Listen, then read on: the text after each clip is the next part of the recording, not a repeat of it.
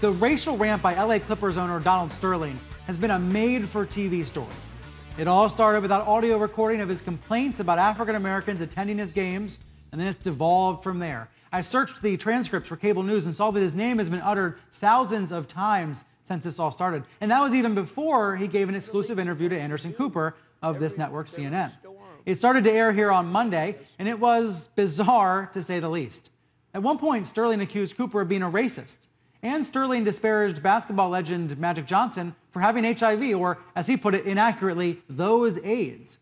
You can imagine how many TV bookers were clamoring for that interview. So I wanted to ask Anderson how it came about, and it turns out it is a fascinating story. Watch what he told me. Anderson, thanks for joining me. Sure, good to be here. So many people wanted this Donald Sterling interview. So how did the process begin to lead you to it? You know, I had flown to Los Angeles probably a week and a half ago, 2 weeks ago, for a 60-minute story that I was working on over the weekend. And when I landed, I got a call that Donald Sterling was going to talk, had agreed to talk that day to Barbara Walters and to me. Huh. And so I went to the Four Seasons Hotel and was in a hotel room on the 14th floor. I think Barbara Walters was on the 16th floor. And in walked Donald Sterling and V. Stiviano with one of her attorneys. Together, that's together, interesting. yeah, which really surprised me. And they said, are the cameras off? And everything was off the record, what we discussed. But this is like a get-to-know-you session, I guess, to basically, yeah, see if they wanted to talk to you on camera? I guess. And it lasted for maybe 10 or 15 minutes. I mean, it was one of the stranger get-to-know-you sessions that I've had. And you know, I'm not much of a salesman in terms of trying to get people to do interviews with me. I believe in just being honest with somebody and telling them the pros and cons of something. And, you know, for me, this was with Donald Sterling. What I said to him was, look, you need to get out in front of this thing. You need to say something. I'm not going to tell you what you need to say, but you need to say something because you're being defined by all these people who are leaking tapes of you, and you just need to say something. And he, you know, wondered if V. Stiviano should go on with him. And, you know, my advice to him was, I don't think you guys should be together. I think you need to say something on your own. And they said that they were going to do it, but they weren't sure what day. It wouldn't be that day. They left the room together.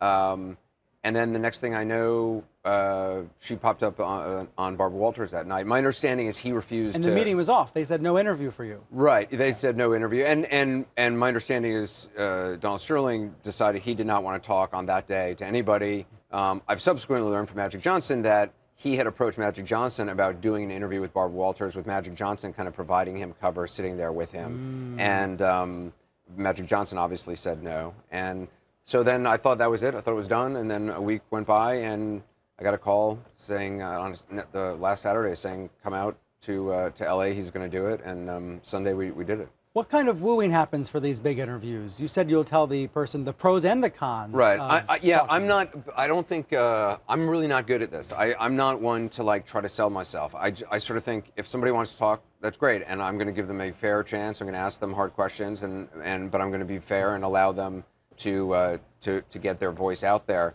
And I always say to people, you know, I did an interview with the first juror in the Trayvon Martin case to speak. And I believe that interview was supposed to be on the Today Show. But I met with her, and she, you know, we talked for half an hour. And I was just very upfront. I said, look, I'm not going to tell you to do me. You know, you can do whoever you're most comfortable with. And if you don't do an interview with me, here's who I recommend you would do an interview with. And really? Yeah. I mean, I feel like you should just. I mean, in all things, I think journalists should be honest in everything they do, and I shouldn't be selling myself as the person they must talk to.